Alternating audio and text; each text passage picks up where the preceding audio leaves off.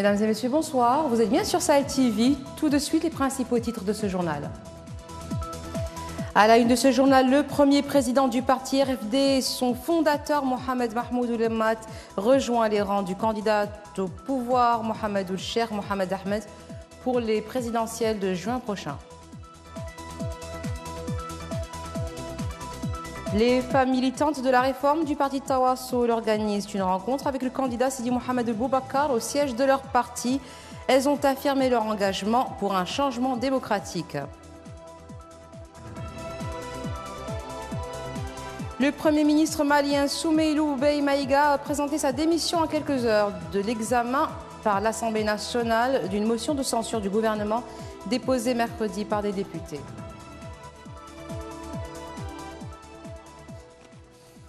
Merci d'être avec nous. Le candidat Mohamed Ould-Cheikh Mohamed Ahmed Razouani s'est réuni hier avec un groupe de personnalités démissionnaires du Rassemblement des forces démocratiques, le RFD, dirigé par son ex-vice-président et fondateur du parti, Maître Mohamed Mahmoud Oulemmat. Le groupe compte également des secrétaires exécutifs, des fédéraux et d'anciens députés ainsi que des militants du RFD. Dans un communiqué publié par le directeur de campagne du candidat Mohamed Ould-Cheikh Mohamed Ahmed, le candidat a exprimé pour la circonstance sa fierté, son estime pour cet important soutien politique. Il est attendu dans les prochains jours que l'ancien vice-président du RFD, Mohamed Mahmoud Oulemmat, annonce ce soutien au cours d'une conférence de presse en présence de ses compagnons. 2 jours après sa rencontre avec la jeunesse du parti Rassemblement national pour la réforme et le développement Tawassoul, le candidat Sidi Mohamed Boubacar a été reçu au siège de ce parti par l'organisation des femmes militantes de la réforme. Au cours de cette rencontre, le candidat a félicité les représentantes du parti Tawassoul avant de présenter son programme. Le projet que je présente aux Mauritaniens à l'occasion des élections présidentielle vise avant tout à renforcer la démocratie dans notre pays et à renforcer les libertés publiques qui malheureusement ont connu des limitations regrettables. Ce programme vise aussi à porter un remède aux différents maux qui rongent la société mauritanienne et en particulier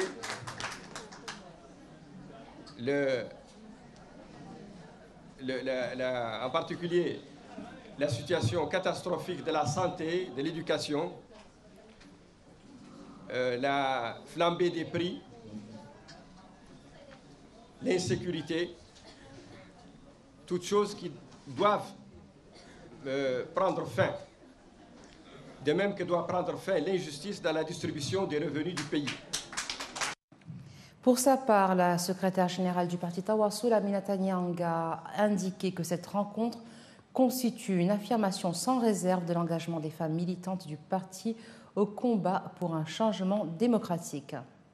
Cette rencontre des femmes militantes du parti Tawassoul avec le candidat est une affirmation sans réserve de l'engagement de nos femmes, les femmes de Tawassoul, pour le combat en faveur du changement, pour le combat en faveur de l'alternance démocratique et, bien sûr, civile au pouvoir. Le ministre de la fonction publique, du travail, de l'emploi et de la modernisation de l'administration a commenté le bilan de son département au cours de la dernière décennie. Le ministre est revenu sur un bon nombre de points qui ont été réalisés dans la fonction publique. Commentaire de Hamoula Diagana. Au cours de ce point de presse, Seydina Ali Ould Mohamed Khouna, ministre de la fonction publique, du travail, de l'emploi et de la modernisation de l'administration, a souligné que le secteur de la fonction publique avait besoin des réformes globales ciblant tous les agents de l'État. Dans ce cadre, un arsenal juridique et réglementaire d'une centaine de textes a été adopté, permettant la réalisation d'un certain nombre d'actions, comme l'accès aux services publics, la rénovation du régime de la contractualisation la réglementation du régime de la rémunération des agents publics et l'assainissement de la gestion du personnel de l'État. Ould Mohamed Khouna a rappelé que l'âge d'accès à la fonction publique a été rehaussé de 40 ans au lieu de 30 ans afin de permettre le recrutement des cadres de haut niveau. De même, le recrutement de 10 983 fonctionnaires ainsi que de 100 personnes handicapées ont été entrepris, sans oublier la résolution de l'épineux problème des 8 455 personnels non permanents. Le ministre a ajouté que les initiatives génératrices d'emplois et la promotion du système de microfinance couvrent toute l'étendue du pays. Elles sont notamment en milieu rural car d'une situation de zéro institution de crédit, le nombre de caisses de crédit s'élève aujourd'hui à 79, dont 22 caisses rurales selon Ould Mohamed Khouna. Parlant de la formation professionnelle, Ould Mohamed Khouna a dit qu'elle était presque inexistante en 2009 et a été dynamisée pour disposer d'une main-d'œuvre qualifiée et répondre aux besoins du marché du travail.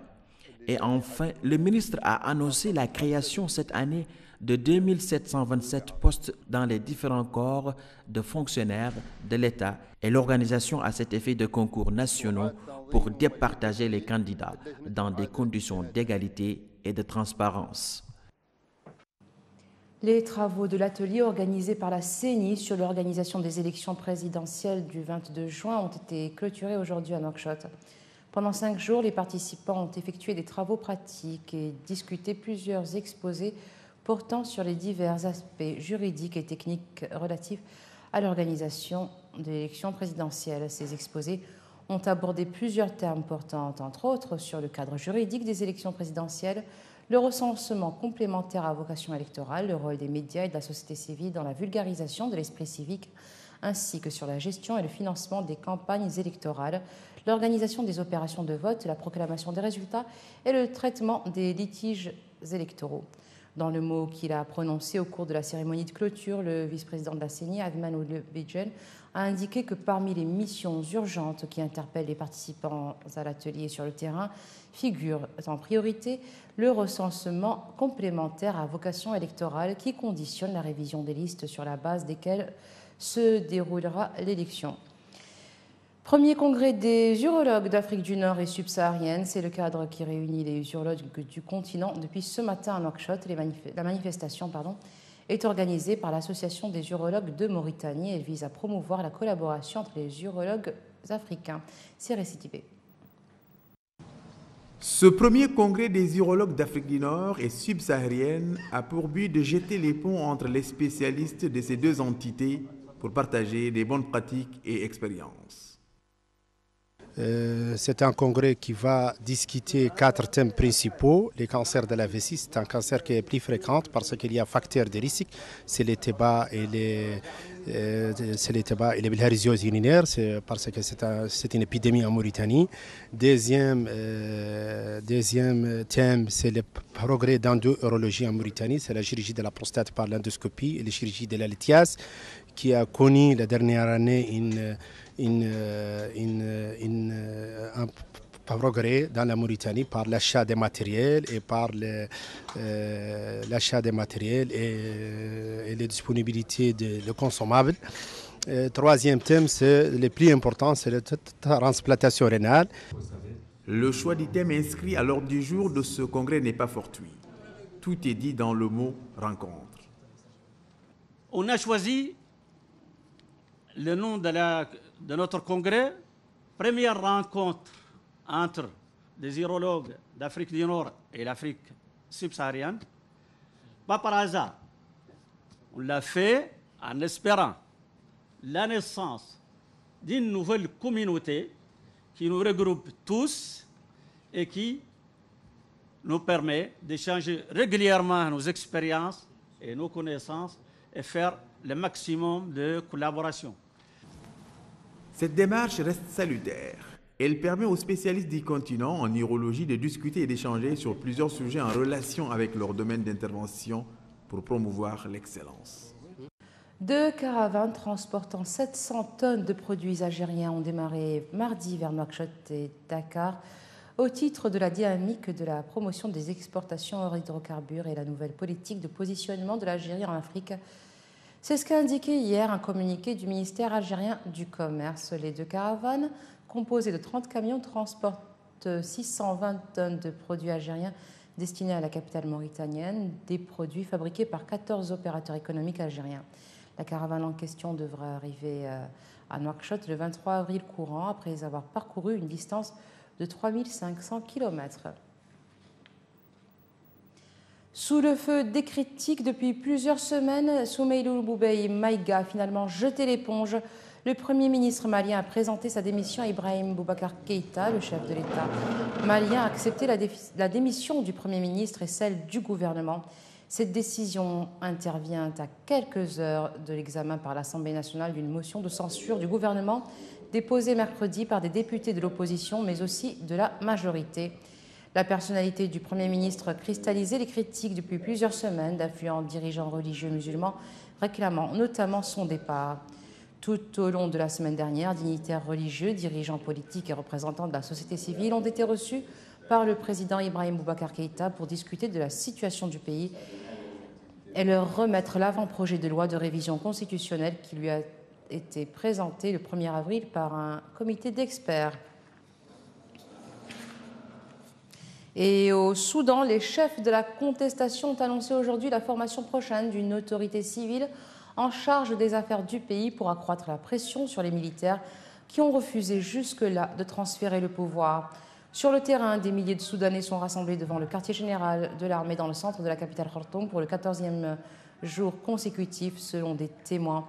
Déterminés à maintenir la pression, l'Association des professionnels soudanais, groupe en première ligne de la contestation, a annoncé dans un communiqué que les noms des membres d'un conseil civil en charge des affaires du pays seront annoncés lors d'une conférence de presse dimanche prochain devant le quartier général de l'armée.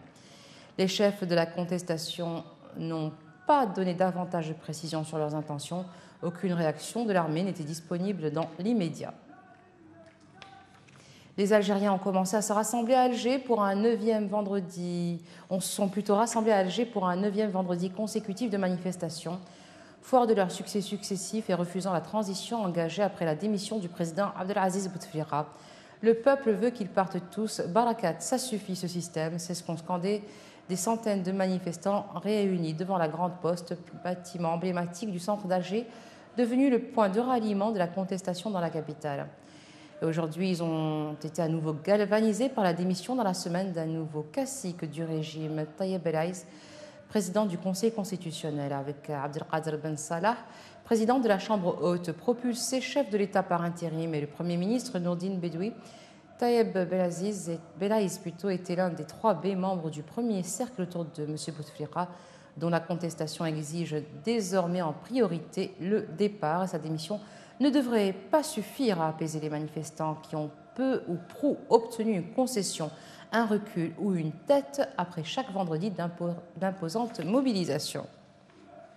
Et le ton monte entre la France et la Libye. L'Élysée s'en est pris hier soir au ministre de l'Intérieur du gouvernement d'union nationale libyen qui venait d'accuser la France de soutenir le criminel Haftar, selon ces termes du nom du maréchal, dont les forces ont lancé début avril un assaut contre la capitale Tripoli. Réplique de la présidence française, ce sont des accusations complètement infondées. Sur le terrain, la situation n'est pourtant pas si claire. Le gouvernement d'union nationale basé à Tripoli en Libye émet un mandat d'arrêt contre le maréchal Haftar à l'origine d'une offensive militaire depuis le 4 avril pour prendre le contrôle de la capitale. D'après les Nations Unies, les affrontements ont tué plus de 205 personnes et fait 913 blessés en 2 semaines. Ces accrochages quotidiens sont pour l'instant circonscrits à certains quartiers de la banlieue sud de Tripoli. Mais d'après les humanitaires sur le terrain, la violence est montée d'un cran ces derniers jours. Le groupe État islamique a revendiqué hier via son agence de propagande sa première attaque en République démocratique du Congo, alors qu'un représentant de l'ONU a indiqué à Reuters que 2 soldats et un civil congolais ont été tués lors d'une fusillade à Bovata dans le nord-est du pays. 5 soldats ont été tués, 3 autres blessés lors de cette attaque, selon l'État islamique. Une source au sein de la mission de maintien de la paix des Nations Unies et un représentant local ont déclaré que des témoins attribueraient l'attaque à une faction islamiste dénommée les Forces alliées démocratiques. Cette faction pourrait avoir des liens avec l'État islamique. En Irlande du Nord, une journaliste de 29 ans a été tuée par une balle dans la nuit d'hier à aujourd'hui par un tireur qui a pris pour cible des policiers intervenus à la suite d'émeutes à Londonderry. Une mort traitée comme un accident terroriste par la police nord-irlandaise. Le commissaire en chef adjoint de la police nord-irlandaise a précisé lors d'une conférence de presse que la jeune femme, Lyra Mackey, avait été tuée par un homme qui a ouvert le feu contre des policiers qui intervenaient dans le quartier de Cregan, où une cinquantaine d'engins incendiaires ont été lancés contre la police et 2 véhicules incendiés. Arlene Foster, la chef du parti unioniste nord-irlandais DUP, a rapidement condamné les faits, évoquant un acte insensé et des nouvelles déchirantes. Le parti nationaliste irlandais Sinn Féin a également condamné sans réserve ces faits, qualifiant le décès de la jeune femme d'attaque contre toute la communauté, contre le processus de paix et contre l'accord du Vendredi Saint, un accord signé en 1998 pour mettre fin aux troubles en vertu duquel le pouvoir dans la province est partagé entre le Sinn Féin et le DUP. Et voilà, ce sera tout pour aujourd'hui. Tout de suite le rappel des titres. Le premier président du parti RFD, son fondateur, Mohamed Mahmoud Oulemmat, rejoint les rangs du candidat du pouvoir, Mohamed Ould-Cheikh Mohamed Ahmed, pour la présidentielle de juin prochain. Les femmes militantes de la réforme du parti Tawassoul organisent une rencontre avec le candidat Sidi Mohamed Boubacar au siège de leur parti. Elles ont affirmé leur engagement pour un changement démocratique. Le Premier ministre malien Soumeilou Boubèye Maïga a présenté sa démission à quelques heures de l'examen par l'Assemblée nationale d'une motion de censure du gouvernement déposée mercredi par des députés.